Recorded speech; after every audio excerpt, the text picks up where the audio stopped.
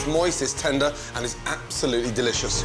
Marinade, chili powder, paprika, coriander seeds, star anise, crush, thyme, garlic, olive oil, salt, pepper, mix, pork chops, marinade,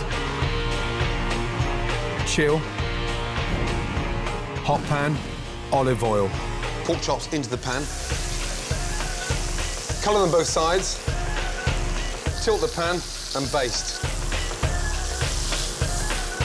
Into the oven, 8 to 10 minutes, 200 degrees. Sweet potatoes, peel, chop. Chicken stock, boil. Drain, hot pan, olive oil. Shallots, garlic, season. Lightly caramelise the shallots. That helps to sweeten the potatoes up even more. Sweet potatoes. Crush. Finish it with some fresh coriander and sage. Mix.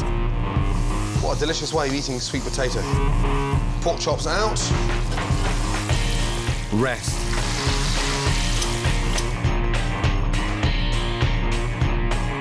Sweet and delicious classic.